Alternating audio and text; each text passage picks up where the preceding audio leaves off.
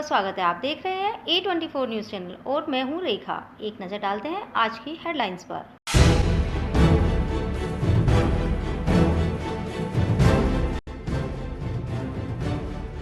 Black fungus के बढ़ते प्रभाव को देखते हुए प्रशासन हुआ सतर्क। वर्चुअल कॉन्फ्रेंस के माध्यम से चिकित्सालयों में मेडिकल उपकरण, दवाओं सहित अन्य व्यवस्थाओं पर हुआ मंथन।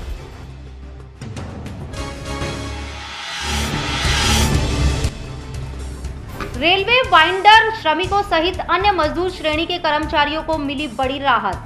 A24 न्यूज चैनल की खबर का हुआ असर। DCM रेलवे ने बांटी राहत सामग्री। शहर में सक्रिय साइकिल चोर चढ़े पुलिस के हत्थे।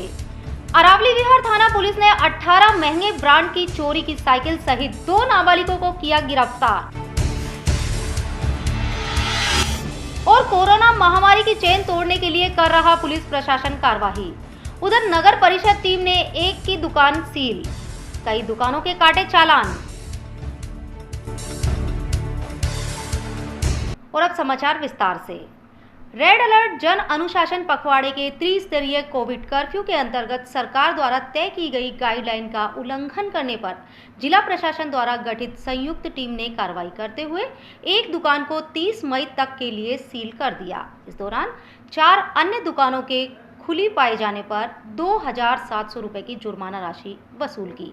नगर परिषद के सहायक अभियंता दिनेश सैनी ने मीडिया को बताया कि दुकानदारों द्वारा नियमों की अवहेलना करने की शिकायत पर यह कार्रवाई की गई है। आज सुबह जैसे ही शिकायत प्राप्त हुई थी तो ये पुराना स्टेशन रोड पर स्थित एक तो प्लाई वगैरह की थी, तो उसमें क्या है, इन्होंने खुद ने कोई सामान तो नहीं बेच रहे थे, लेकिन इन्होंने हल्का सा शटर ऊपर कर रखा था, तो उनके सभी के चालान काटे गए थे।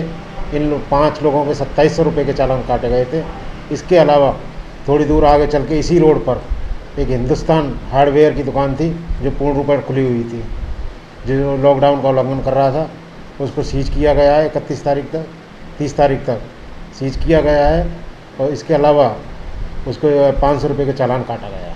अलवर जिला ब्राह्मण कल्याण महासभा की ओर से गत दिनों सरकारी एम्बुलेंस में ऑक्सीजन बीच रास्ते में समाप्त होने की हुई युवा इंजीनियर राहुल शर्मा की दुखद मृत्यु पर एडीएम प्रथम रामचरण शर्मा को एक ज्ञापन देकर मामले की निष्पक्ष जांच करा दोषियों को दंड देने एवं मृतक आश्रितों को राजकीय सेवा देने के साथ परिजनों को मुआवजा दिया जाने की मांग की है। आज ब्राह्मण कल्याण महासभा की तरफ से ज्ञापन दिया गया है।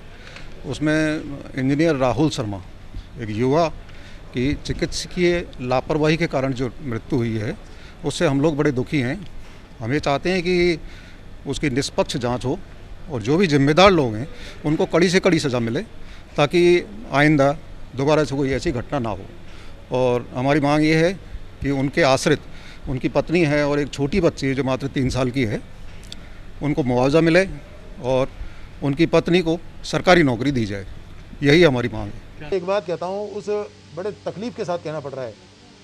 एक 33 वर्षीय होनहार युवा की, मैं तो राहुल ही कहता हूँ, मैं नहीं कहता कि वो शर्मा है कि बनिया है कि और कोई है, क्या तीसरी जाती है। मैं एक 33 वर्षीय युवा सॉफ्टवेयर इंजीनियर राहुल, उसकी ऑक्सीजन के अभाव में अपने पिता की बाहों में उसकी डेथ हो गई।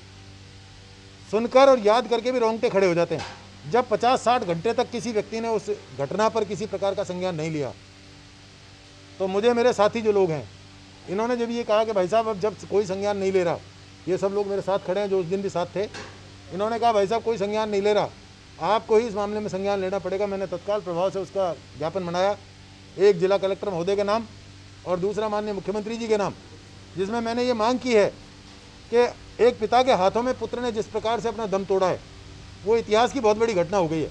इसकी वास्तविक तरीके से, पारदर्शी तरीके से जाँच की जाए और जाँच करके जो भी दोषी हैं, चाहे वो कोई भी है, उनको उचित सजा का प्रावधान होना चाहिए। दोषी नहीं बचने चाहिए, कोई ब्लेम गेम नहीं होना चाहिए। और इसके बाद हत्या मानते हैं, निश्चित तौर पे हत्या है। ये मेरा ये मानना है। मैं इसमें खुलासा कर देना चाहता हूँ, आपको बता देना चाहता हूँ, वो जो एम्बुलेंस सरकारी है, वो सरकारी एम्बुलेंस, उसमें केवल आधा सिलेंडर गैस थी। इससे पहले वो एम्बुलेंस, मेरा ये मानना है, उसमें डॉक्टर भी अपॉइंट होने चाहिए, डॉक्टर नहीं थे उसमें, वो एक अलग बात है। मेरा ये मानना है कि वो जो एम्बुलेंस है, वो पहले एक चक्कर जयपुर लगा के आई है एम्बुलेंस 2 सिलेंडर के साथ, और 1.5 सिलेंडर उसमें खर्च हुआ है। और उसके बाद जो आधा सिलेंडर बचा हुआ था, लापरवाही पूर्वक उस आधे सिलेंडर को बिना सिलेंडर दोनों बदले उसको लेकर ये मरीज को लेकर चल दिए हैं और वो सिकंदरा के आसपास ख़त्म हो गया है।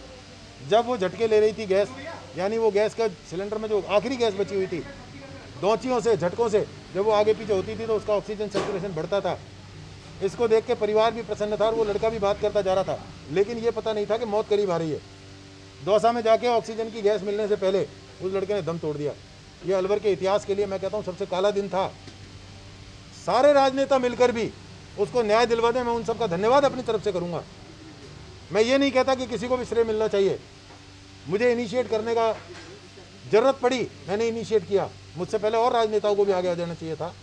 कोई बात नहीं, अगर मेरे साथ भी आए, मेरे बाद भी आए, मैं तो पूज्य बालकनाथ जी का बहुत साधुवाद करना चाहता हूँ।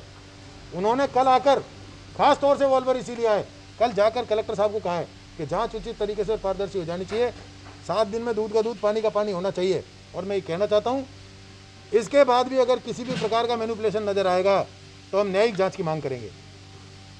न्यायिक जांच की मांग हमारा अधिकार है। उस परिवार की उस बहू को जो मात्र 29-30 साल की उम्र में विधवा हो गई है, उसको नौकरी मिले और इसके अलावा उसके परिवार को कम से कम 20 लाख रुपए का मुआवजा मिले, ये मैंने मांग की है।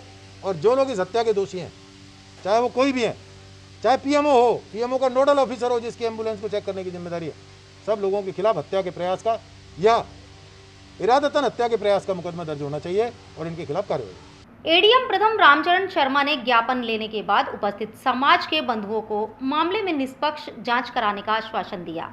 उन्होंने इस प्रकरण की विस्तृत रिपोर्ट तैयार कर राज्य सरकार को प्रेषित करने की बात भी कही। आप भी सुनिए, कुछ कहा इस तरह से एडीएम प्रथम ने। ज्ञापन अभी इन्होंने दिया है, जो इंजीनियर राहुल शर्मा जी की जो डेथ हुई थी उसके बारे में सब उसमें कारणों की जांच कराई जाए। श्रीमान जिला कलेक्टर महोदय ने उसी दिन जांच कमेटी नियुक्त कर दी। वो जांच कमेटी कल इनके परिवारजनों से मिलके बयान भी लेके आई। जो भी रिजल्ट आएंगे निष्पक्ष जांच करा के नियमानुसार कार्रवाई इसमें संपादित की जाएगी। कोरोना महामारी की दूसरी लहर के बाद नए रूप में आई महामारी ने केंद्र सरकार सहित राज्य सरकार की नींद उड़ा दी है। राजस्थान में भी इस ब्लैक फंगस नाम की महामारी ने कोहराम मचा रखा है। सरकार की ओर से इसे महामारी घोषित किए जाने के बाद जिला प्रशासन भी पूरी तैयारी से इसके प्रभाव को कम करने की जद्दोजहद में जुट गया है। बुधवार को अलवर जिला मुख्यालय स्थित सभागार में वीसी का आयोजन किया गया। इस बैठक में जिले के आला अधिकारियों की मौजूदगी में चिकित्साधिकारियों के साथ गहन मंथन किया गया। जिला कलेक्टर की अध्यक्षता में वर्चुअल बैठक कर जिले के चिकित्साधिकारियों से हालात की जानकारी ली गई। चिकित्सा उपकरण, मेडिकल उपचार, ऑक्सीजन प्रबंध सहित अन्य व्यवस्थाओं को ध्यान में रखते हुए उचित कदम उठाने के दिशा निर्देश दिए। वीसी में हुए विचार विमर्श के बाद एडीएम प्रथम ने इस महामारी को देखते हुए लिए गए प्रशासनिक निर्णयों से मीडिया को अवगत कराया। उन्होंने इस दौरान आमजन से गाइडलाइन की पालना करने की भी आग्रह किया। कलेक्टर महोदय ले रहे हैं वो सभी ब्लॉक्स पे, जो ब्लॉक के जो एसडीएम साहिबान है, मेडिकल स्टाफ है और अन्य लोग जो कोरोना की जो इसमें इलाज में लगे हुए सभी लोग उपस्थित हैं। श्रीमान जिला कलेक्टर महोदय सभी को निर्देश दे रहे हैं। राज्य सरकार ने जो ब्लैक फंगस की रोकथाम, उसके संक्रमण और उसके इलाज के लिए जो उपाय बताएं, जो ट्रीटमेंट बताया, उसके बारे में जानकारी दे रहे हैं। और हमारे जो सामान्य चिकित्सालय है इसमें जो विशेषज्ञ डॉक्टर हैं, अशोक माहौर साहब हैं, सक्सेना जी हैं, अनिता मैम हैं, ये लोग सभी लोग बैठे हुए हैं, सीएमएचओ साहब, पीएमओ साहब, और ये सभी उन ब्लॉक वाले डॉक्टर साहिबान से चर्चा कर उनको निर्देश जारी कर रहे हैं कि राज्य सरकार ने इस बीमारी के इलाज के लिए क्या व्यवस्थाएं की है, क्या ट्रीटमेंट प्रोटोकॉल दिया है, उसके बारे में वीसी ली जा रही है।